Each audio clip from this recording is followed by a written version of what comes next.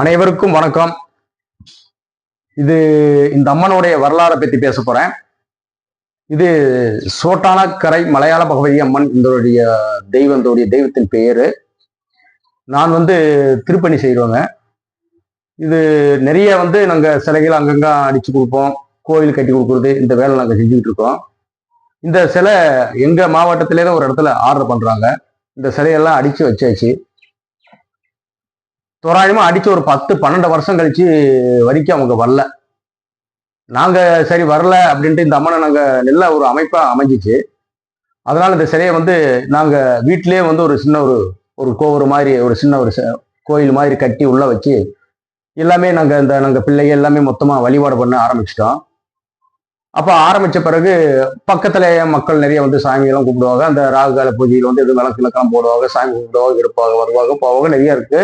ஆனா நினைச்ச காரியம் நடக்கக்கூடிய அமைப்புல இந்த அம்மா ஒரு அருள் பறிச்சு கொடுத்துட்டு இருக்கு. சமீப காலத்துல என்னன்னு கேட்டீங்கன்னா, எங்க வீடு அவுட்ரு, அந்த வீட்டு பக்கத்துல நிறைய வீடுகளும் வந்துருச்சு. அப்போ வீடுகள் வரும்போது சாமி இது எங்களுக்கு இடைஞ்சலா இருக்குன்னு சொல்லவும், சரி என்ன பண்றது அப்படின்னு சொல்லி இது தனியா இப்போ நான் இடம் வாங்கி 10 பைசா யாருக்கிட்ட நாங்கள் டொனேஷன் இதெல்லாம் வாங்க கிடையாதுங்க. என்னுடைய சொந்த உழைப்புல இந்த இடத்த வாங்கி கிட்டத்தட்ட ஒரு 2.25 சென்ட் நாங்கள் வாங்கி கிட்டத்தட்ட ஒரு 10-20 லட்ச ரூபா நான் ஒரே ஆள் செலவழிச்சு இந்த கோயிலை கட்டி இந்த அம்மனை வழிபடிக்கிட்டு வந்துக்கிறோம். ஆனா இந்த அம்மனை என்னன்னு கேட்டீங்கன்னா, பொதுவா அந்த சோட்டானைக்கரை மலையாள பகவதியம் என்று சொல்லி ஒரு பெயர் மாற்றி ஸ்ரீ வீர பகவதியம்மன் ஆலயம் அப்படின்ற ஒரு தேனியில நீங்க அந்த கூகுள் மேப்பில் போட்டாலே தெரியும் இதோடைய ஆலயம். இது நல்ல ஒரு அற்புதமான தெய்வம். இந்த தெய்வத்தை பிறகு அவங்க என்ன பண்றாங்க, இந்த சிலையை ஆர்டர் பண்ணவங்க எங்களுடைய மாவட்டத்துல தான் கொடுத்துருக்காங்க. ஊர் பேர் சொல்ல நான் விரும்பல. அவங்க அந்த 10 வருஷம் 12 வருஷம் கழிச்சு இந்த சிலையை எடுக்க வர்றாங்க. அப்ப எடுக்க வரும்பொழுது அவங்க என்னன்னு கேட்டீங்கன்னா, நாங்க அந்த சிலையை கொடுக்கறதுக்கு எங்க மனசு ஏற்றுக்கல. ஏண்டா பொதுவாக நாங்க எல்லாமே வச்சு கும்பிட்டு மஞ்சள் குங்குமம் அதெல்லாம் வச்சு வஸ்திரங்கள்லாம் சாத்தி நம்ம அது வீட்டுல ஒரு தெய்வம், நமக்கு ஒரு தெய்வம் மாதிரி குல தெய்வம் மாதிரி நம்மளுக்கு விலக ஆரம்பிச்சிருச்சு. அதனால நாங்க கொடுக்கறதுக்கு அதோடைய விருப்பம் எல்லாமே போச்சு. அவங்க அந்த சிலையை எடுக்க 12 வருஷம் கழிச்சு அந்த சிலையை எடுக்க வர்றாங்க. சிலையை எடுக்க வரும்பொழுது நான் கொடுக்க மாட்டேன்ட்டேன்.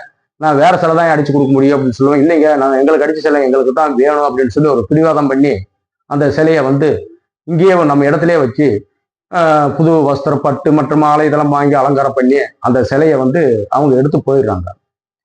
அப்ப எடுத்துட்டு போய் அவங்க என்ன பண்றாங்க, ஜலவாசம், தானிய வாசம், புஷ்பம், சொரணம், சைனம், இந்த 5 வாசத்தையும் முடிச்சுட்டு கும்பாபிஷேகமும் பண்ணிடுறாங்க. அப்ப கும்பாபிஷேகம் பண்ணி பிரதிஷ்டெல்லாம் பண்ணி கருவறுக்குள்ளெல்லாம் வச்சு பிரதிஷ்டை பண்றாங்க. எந்திர பிரதிஷ்டை பண்ணி மருந்து இதெல்லாம் சாத்தி அவங்க ஒரு மாசமும் கரெக்டா ஒரு மாசம் வழிபாடு பண்ணிட்டு வராங்க.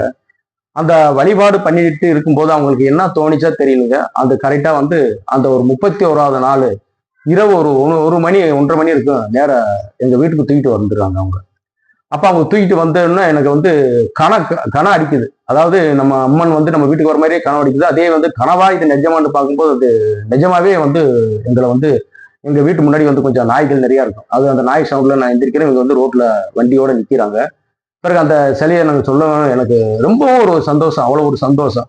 பிறகு அந்த சிலையை இறக்கி வச்சுட்டு எங்ககிட்ட சாமி கும்பிட்டு விபூதி வாங்கிட்டு அந்த சிலையெல்லாம் இருக்கட்டும் சாமி, எங்களுக்கு நாங்கள் சிலை வச்சு இப்போ வழிபாடு பண்ற மாதிரி இல்லை, நாங்கள் அதை மாதிரி சிலை வழிபாடு பண்ணணுமெண்டா நாங்கள் ஐயாவிட்ட நாங்கள் தொடர்பு கொள்கிறோம். நாங்கள் எங்களுக்கு வேற சிலையை நீங்கள் பண்ணி கொடுங்க. இந்த சிலையை ஒரு சில எங்களுக்கு ஒரு சில எங்களுக்கு தடங்கள் மற்றும் ஒரு சில இதுகள்லாம் நாங்கள் கண்டோம். அதனால தான் இந்த சிலையை வச்சு எங்களுக்கு கும்பிடுறதுக்கு நான் உங்ககிட்டே கொடுத்துட்டு போயிடலாம் அப்படின்னு சொல்லி அவங்க கொடுத்துட்டு போயிருக்காங்க.